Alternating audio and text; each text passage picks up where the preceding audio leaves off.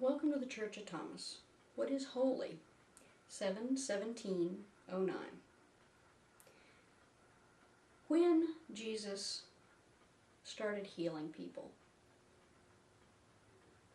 it was sort of irritating to the priests because, he was showing off according to them. But then he did some healings on the Sabbath, and according to Jewish law, all work, including healing, was supposed to stop on the Sabbath. If you had food you needed to eat, it needed to be fixed the night before. If you had anything that could be categorized as work, it needed to cease, because that was God's day.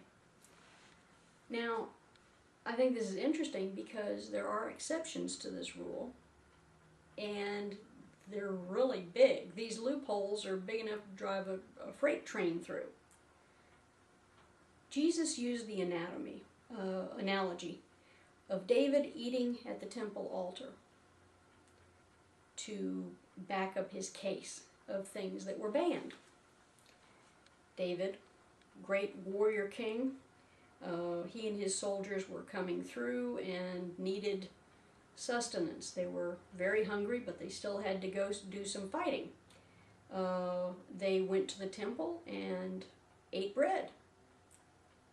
They also gleaned grain and ate it along the way on the Sabbath. Both of these things were considered wrong, but they were necessary, they were pragmatic, and David did them. Well, Jesus used these as good starting points for his argument. Basically, what Jesus said was that if you had an oxen who had fallen into a hole, if it was the Sabbath, are you going to leave that oxen to die in the hole because you can't pull it out that day? Pulling the oxen out would be considered work. Is it wrong to heal on the Sabbath? Now, nowadays, we don't necessarily hold with that, but the idea was there then that anything that could be considered work was wrong if you did it on the Sabbath.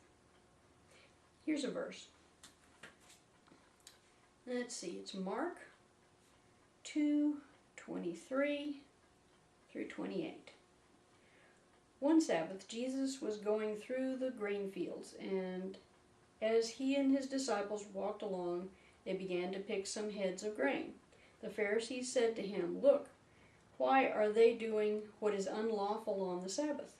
He answered, "Have you never read what David did when he and his companions were hungry and in need? In the days of Abiathar, the high priest, he entered the house of God and ate the consecrated bread, which is lawful only for priests to eat.